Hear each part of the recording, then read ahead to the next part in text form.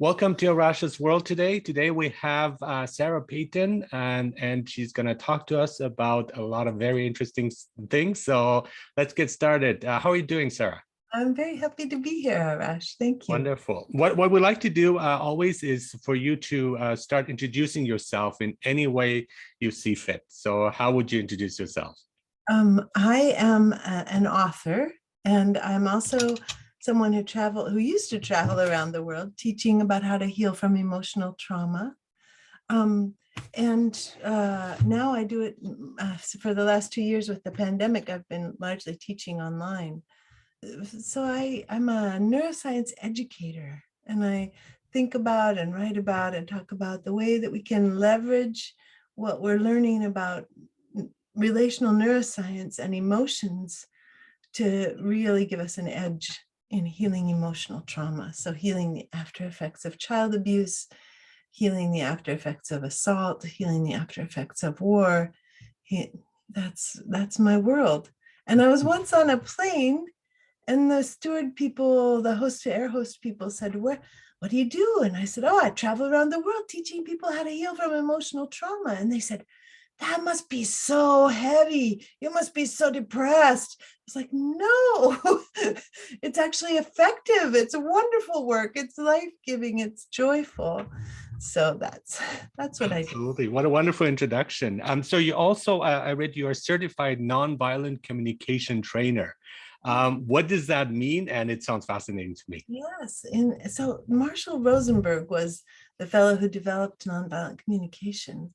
And what he was thinking about was the way that we so often use language unconsciously in ways that hurt each other instead of using language responsibly. It's a bit like he was the one who discovered that language could be like a knife that you're holding in your hand and cutting other people without even knowing you're doing it. And so he wanted to invite people to bring their conscious awareness to the ways that our words can harm each other, and conscious awareness to the ways we can use language in ways that don't hurt each other and that really open the door to connection. So some people say that nonviolent communication is a spiritual practice masquerading as a set of conversation tools.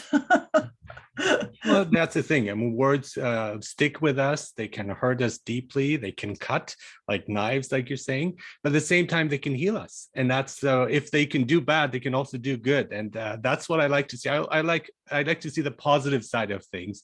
If it has the power to hurt us, it also has the power to heal us. That's so true. And you're an author, so you have 2 books, according to my knowledge, Affirmations for Turbulent Times, and that's definitely a yes. Turbulent times is not an understatement with what we're going through, and yes, please, more of that. Yeah. So yeah, and you also have your Resonant Self, from self-sabotage to self-care. Yes, I have the first book, Your Resonant Self, the original book that's about the neuroscience of self-compassion. And then I would get out in the world and I would be teaching the neuroscience of self-compassion, and people would say, that's all well and good, but it goes against my integrity to have self-compassion. And I was like, how is that possible? Yeah, how is that possible? And so then I discovered that people make unconscious contracts with themselves.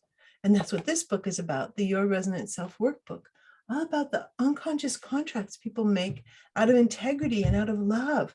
Like, I will not be kind to myself because my mother was not able to be kind to herself, and I don't want to leave her behind.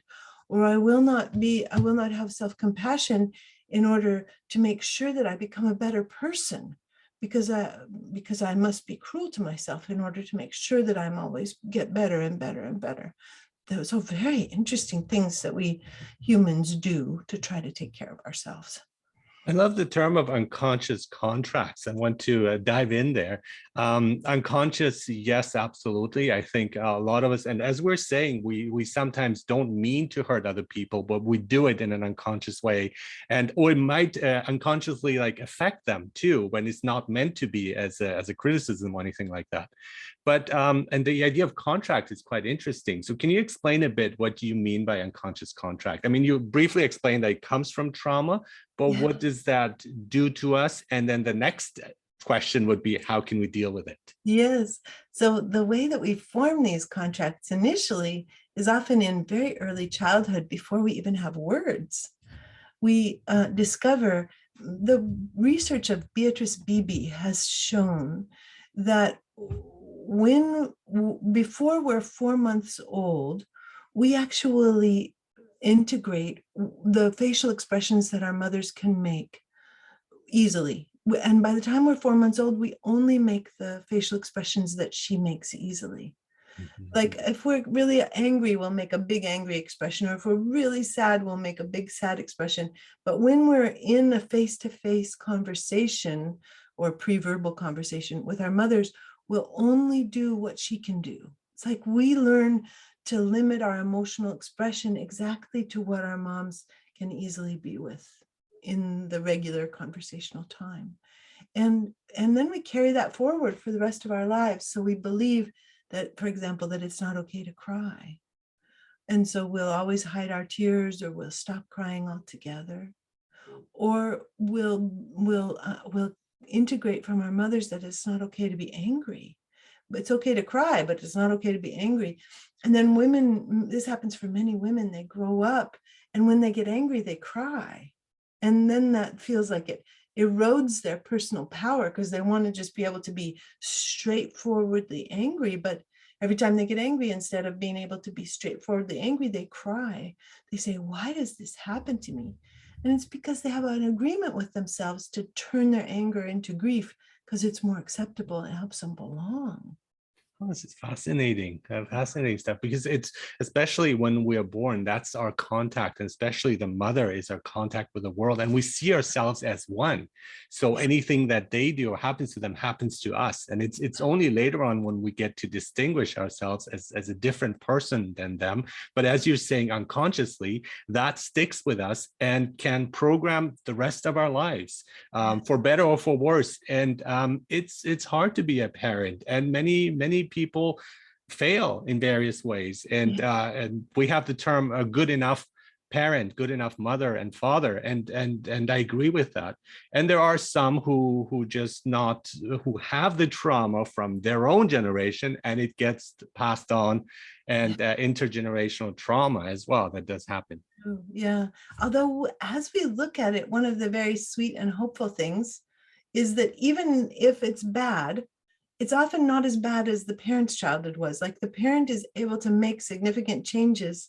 I think it must take, they say it takes, I don't know how, what's my guess on how many generations it takes to work the trauma out of a family? I would guess it takes like 5 generations that collective and historical trauma impact a family. And the family then, the parenting in the family is massively impacted, and then there's a gradual reduction of harm that happens over 5 generations if no more historical trauma impacts the family, if there's no more war, if there's no more bombings, if there's no more pandemics, then people gradually begin to heal. But then when the social stressors hit, then domestic violence rates soar, and trauma re-enters the family, violence re-enters the family, and the whole thing needs to start over again. And you can't safeguard against it. I mean, that's coming from our past, and then we're living in the present, and there's more and more that is surrounding us. So the best way to really deal with it, I think, is, for me, is twofold. One of them, be aware of it, bring it out into the open. And once that comes out, I think that's the step towards healing. First, the recognition, and then the path forward, which is something that we can use neuroscience, psychology, and so on to deal with it. So let's dive into that. Yeah. And you have the term relational neuroscience. I really like that. Yeah. It reminds me of object theory as well, like relating to others, and then how our brain absorbs and interprets things. So what is your advice here? Well, one of the things is that we may know part of the unconscious contract. So we may know, for example, that we'll never allow ourselves to be disrespected. This is a contract that often leads to violence if someone has this contract, and often leads to cruelty to others, because then we'll be on the watch for being disrespected all the time, and we'll interpret all kinds of things as disrespect. and then there'll be a violent reactivity to being disrespected. So a person may know, I'm never going to let myself be disrespected, but they don't know the depth of the in order to. So that's our first step after we figure out, okay, I'm pretty sure I've got an agreement here. I'll never let myself be disrespected. Now we want to ask in order to. And there might be you may know some very straightforward response that you already know. That's not the unconscious part. So, for example, you might say, I'll never be disrespected in order to keep myself safe from bullies. We bullied in childhood. But then that may not shift anything because we haven't gone deep enough yet into the unconscious. So then we stop and we say, I will never allow myself to be disrespected. And the in order to is, it's a very deep in order to survive. It's like there's an acknowledgement of the ways in which really our life was in danger from people who disrespected us. That there was, like, in order to never have the outcome of whether I live or die be in anyone else's hands again. Now we're starting to touch something deeper that acknowledges the massive impact of violence and bullying, cruelty on our own lives. One thing that I found fascinating too is the idea of the culture of honor. And we see how in certain parts of countries and cultures it's practiced. So in the southern US, and it's more prevalent there.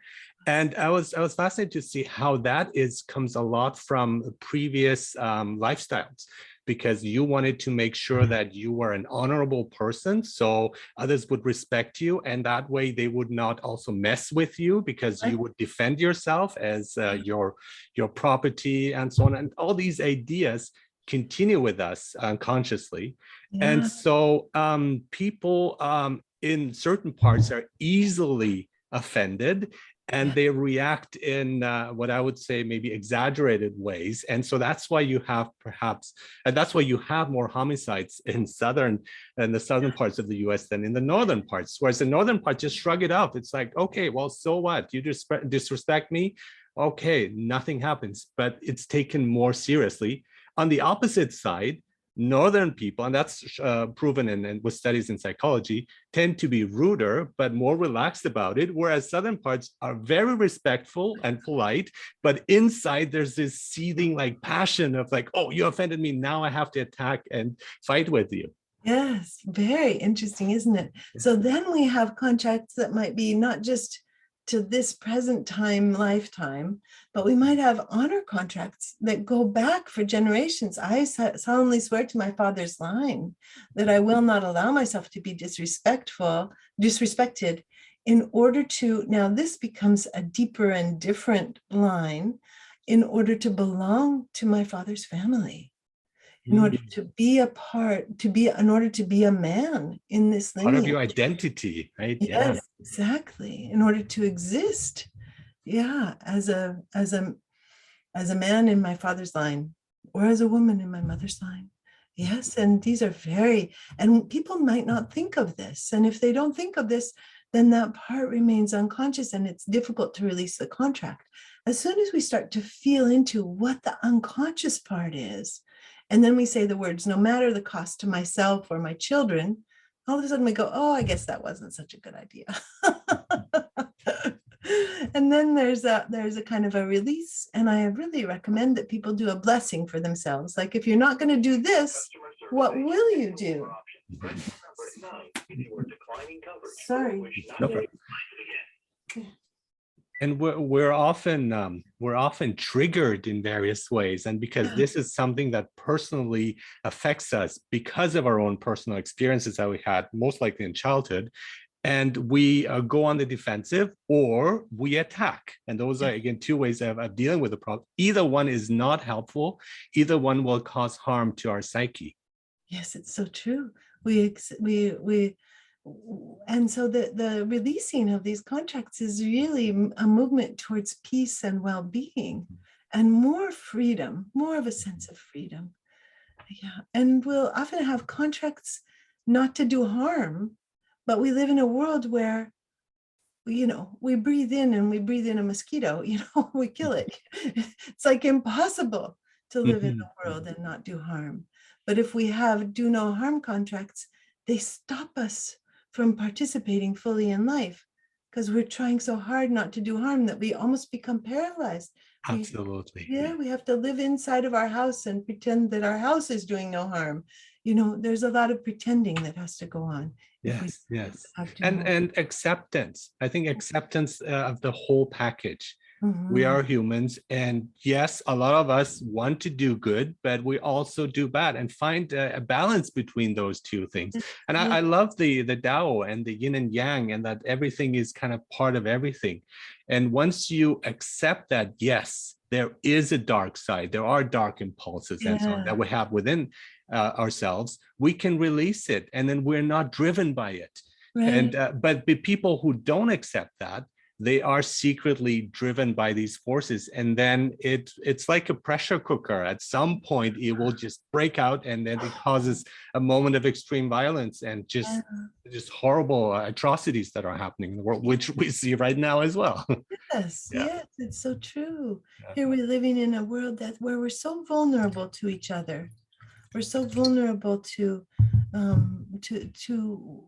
whether we have the capacity to withstand the impulses that lead to war or that lead to violence. Mhm. That's so true. I've always seen the COVID. I've seen it as a magnifying glass of like really accentuating the parts of us that needs to be looked at. So whether that's in terms of aggression, but it's also in terms of healing. Because for me, it's been a bit of both, but it's really led to a healing experience of, we hit the pause button. We have to now be with ourselves. We have to think. We have to figure out, which path do I take? Is this job for me or is it not? We have the great resignation that goes around. Is this life for me or is it not? Am I contributing to others? Others are suffering. That I wasn't aware of this, but now it's come to the forefront, and we see it again on the world stage. Yes. And I see it as kind of like something like regulating things. The karma comes out, the good and the bad. And now we have to find a balance or a contract between those two and find a path that is good for everyone. Discover a new blessing for Exactly. ourselves and for the world. Yeah. Yeah. I've often had this sense with COVID that that the way that we live is like we're constantly overdrawn. Mhm. It's like we're always overdrawing our checkbooks. The whole system that Mhm. includes poverty and the ways that children are impacted by poverty, and the ways that we all kind of live in our own little castles in the West, at any rate, is exhausting, is essentially Mhm. exhausting. And that there's a way that there's an exhaustion in humanity, and that what we need to recover from COVID is just way more rest than we could ever have imagined.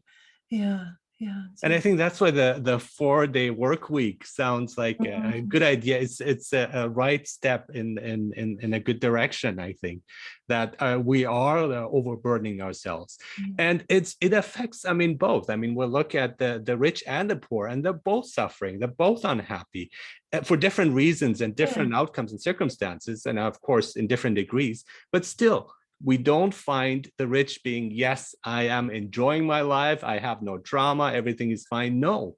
So, and they're driven yeah. by their need to make more and more money, even though they have enough for many lifetimes. There's never enough money. There's For the never enough. brain, there's never enough. There's never a relaxation point with money. But I see it as a lack of security, a lack of trust. You're trying to prove to everyone that you are the richest person in the world, and the list that kind of switches. And then I think like each time one of the richest billionaires loses their spot, they get angry. It's like, no, I should be on top. And I think that's the problem. I mean, with even our drive for perfectionism, we want to be perfect, and we can't achieve it, and it's kind of always searching for that Yeah. aim that is always out of reach, no matter how hard we try. Yes, yes. It's very much a contract. The perfectionism is a contract. Mhm, mhm. The not enough money is a contract. The Uh-huh. Yes, and so what happens? I'm just so curious. What happens if we start to reduce these contracts, to release these contracts? How Mhm. will people respond if they have just a little more choice and a little more breathing room and a little more space to rest and heal? What would our world be like? How can we do it in terms of our brain? What can we do? And is there like, and you talk about affirmations and exercises and meditations, what can we do to help release that pressure that we have within ourselves and to release those contracts, as you're saying? Yes. Well, a part of what needs to happen is to acknowledge whatever trauma we've lived through. Mhm. So there's a way that we need to time travel to our younger selves Mhm. and discover the ways in which our younger selves were left alone. And how do our younger selves need to be accompanied? What do they need acknowledged? What happens if we bring warm curiosity to our younger selves? I do this all the time with people, and people are so often they say, I'm just so surprised that I matter enough to come back for. There's this sense of like that we all walk around. In a way, it's part of this exhaustion. It's a sense of not quite mattering to each other, not pausing to be with each other. Mhm. Mhm. And as I've been discovering this, I've been asking myself, in the moments when I live in a small household with 5 people in it, and like to begin to pause more and to just enjoy my moments with the live people when I get to be with them. Just to put Exactly. everything down, put down my books, put down my computer, put down my cooking pot, and to turn toward the person. It's quite a beautiful practice. And presence, yes, yes, that's so important. And completely present, and put away your smartphone Yes. and your devices, and just kind of be and acknowledge. And even that, they said, like, if you start when you brush your teeth, if you're when that's a contract we have with ourselves, Yeah. which becomes a habit. And if we just did that mindfully Mm, every night, then mm, we have a bit of entry into that kind of world of presence. And then the great thing is, once you practice it, it becomes easier, like anything. And it's just like you just see the rewards there. I mm, can talk about myself when I take nature walks and mm. so on. But ever since I've come like to a kind of a spiritual recognition of things, a liberation that I have of releasing my trauma and my contracts, I like that term, of releasing those, I noticed things so much more. I noticed the birds singing. I noticed the ducks. I saw ducks copulating, which I had never seen before. And now I know what happens. I know the foreplay that they have, which is, and so it's fascinating just the amount of attention we can have. And one of the problems with me was I was so obsessed with various other things in my life, including work, including personal lives, thoughts, and so on, that essentially did not really matter. What Mm. mattered was really that moment, looking at the ducks and learning from them. What a delight. Yeah, What a fun surprise for the world to give us. yeah, yeah. And I think we are just like, we're always on go, go, go, but we're also like robots. We're Mhm. just like uh, just acting and reacting, but we don't really think for ourselves. We don't really feel for ourselves. We're just like also repeating patterns. And I see many people who just don't seem like there is a connection to themselves, and Yeah. so much less with others. And Yeah. that was even before COVID, where I would see people. I was like, you know what? I'd rather just stay in my home and feel comfortable. But now I miss that too. Even if it's on a superficial level, I say, well, at least, there's Yeah. contact. Yes, yes. Yeah. A celebration of it's become more rare for us all in some ways. So what about your own personal experience? You grew up in Alaska, is that correct? Yes, I grew up in Fairbanks, Alaska, in the middle of the state, Yeah. and it was during the night. I was born in the 1960s, and it was a time when many people traveled up to Alaska to work in order to kind of get away from their families in the lower 48. Mhm. People were really trying to give their children a better life. They were trying to separate from old patterns and have something different and better for themselves and for their kids. And Mhm. so it was quite an interesting place to grow up with a lot of like a desire to cut off from transgenerational patterns and to kind of pretend they didn't exist. And of course, the research wasn't there yet to tell us about the impact of transgenerational experience. So people kind of lived in a state of optimism about their ability to leave behind difficult life events. And of course, it was coming out of, it was after the Korean War, and it was after World War II, and many people had been touched and impacted by war. So they were trying to leave behind really big things. Yeah. And so did the settlers. I mean, when you think of them, they came and they tried the same thing of renewing everything, a promise, hope, but it has to come with acknowledgement, acceptance of the trauma. And instead, you can't just jump over it or ignore it. And so that's, I think, was a mistake. But again, we did not have the knowledge there. And their trauma came from previous ones that goes way back. Yeah. And one of the problems, I think, is the issue of blame, whether we're blaming others or ourselves. In either way, in either case, it's not helping at all. It's No. really important to move on and heal. And I think the healing is moving away from blame in all Yes. shapes and forms. Yes. Yes. I think that's so true. And when we work with blame, there's something quite interesting that happens because the way that two hemispheres work, they're they're roughly sort of symmetrical, but they both see the world in very different ways. Mhm. So, and we're simultaneously seeing the world in both these ways, but we're giving prevalence to one view or another. Mhm. And the left hemisphere is much less neuroplastic than the right hemisphere. It does not like change as much as the right hemisphere The does. right side is more creative, right? So that's why it's kind of more open. But creativity is the whole thing, comes through the whole thing, but the right hemisphere sees big picture and is more where intuition can move through. Mhm. So, but it's more fluid. Left hemisphere more static. But the thing that lets the left hemisphere integrate new information better than anything else is blame. Okay, that's what language, right? So it's more language, but it kind of takes Language over and blame. the intuition. It kind of like, yeah. Yeah. Like the inner critic probably comes more from the left side, right? Yes, yes, yes, because then we're blaming ourselves Mhm. and we can integrate that things are going badly. Now, Mhm. what we really need is to be able to mourn that things are going badly. Then we can integrate it with the right hemisphere and integrate it with the whole body and not have to blame anybody. But the blame is big. Blame is really, it also gives you a nice dopamine rush. It feels Yes, it so good does. to Yes, blame. yes. And I think it's also a way of avoiding and evading responsibility, because it's so Mhm. easy to blame others specifically, because Yes, then I don't have to be accountable for it. It's not me, it's them. But I right. think it's really looking at it, it's like, well, what can I do? What did I do?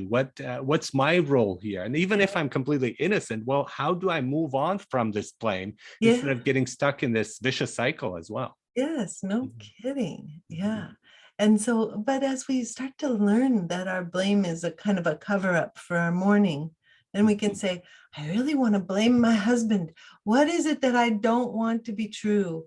What is it that I'm trying not to mourn?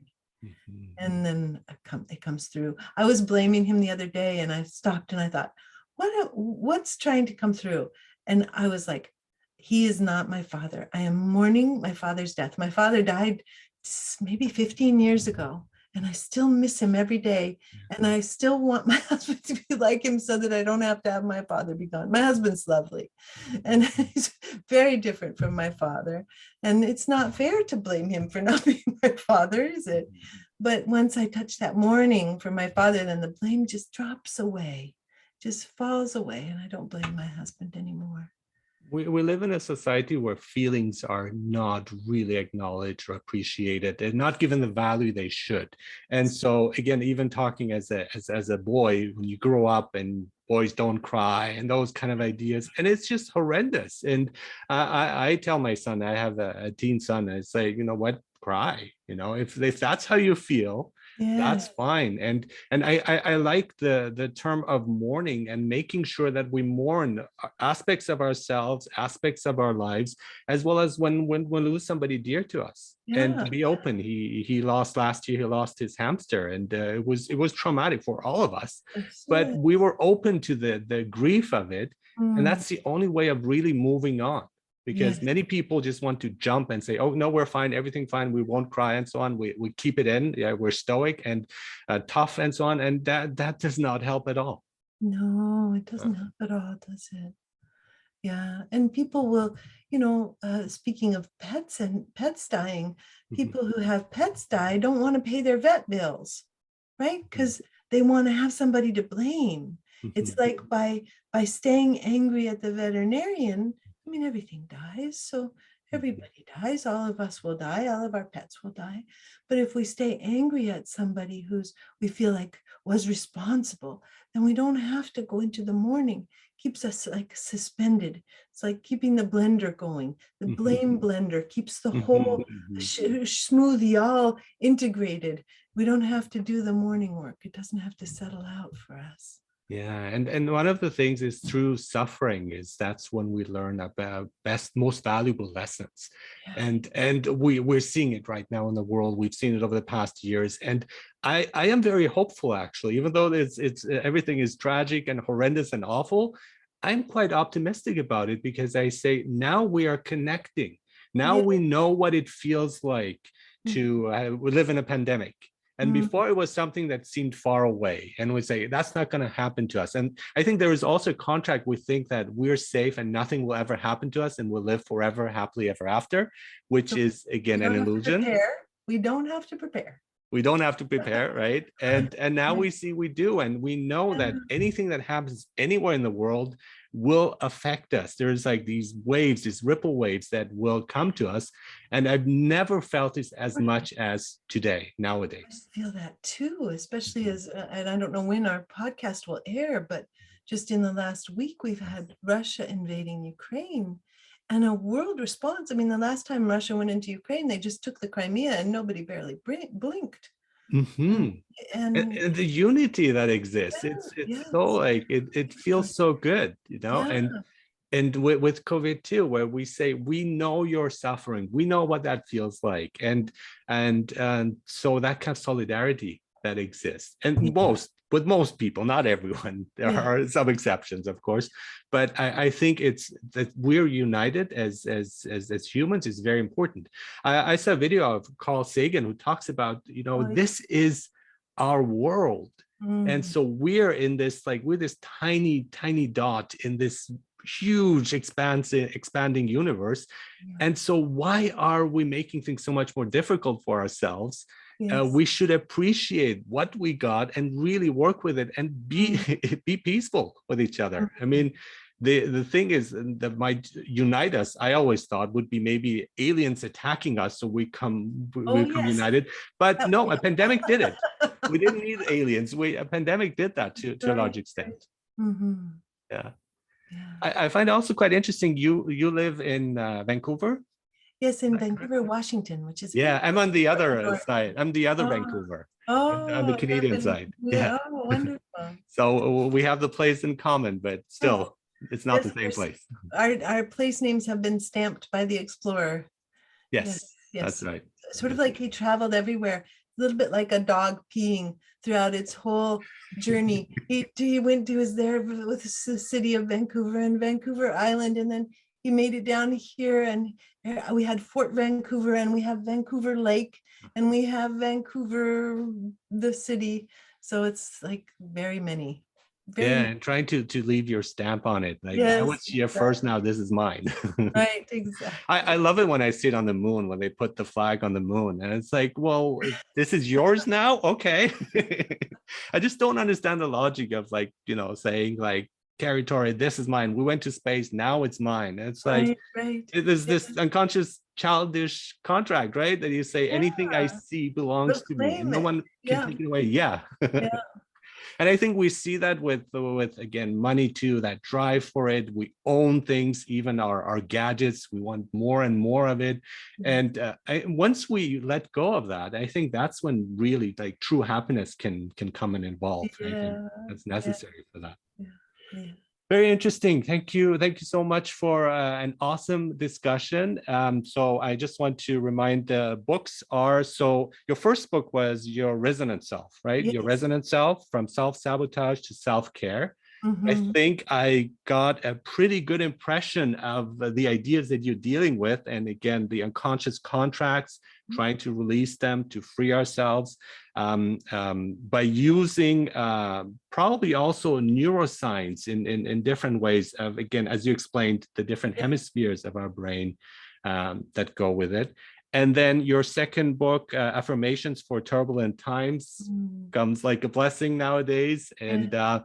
we really need that. So let's leave with maybe a few affirmations that you can give us Oh, from your book. yeah.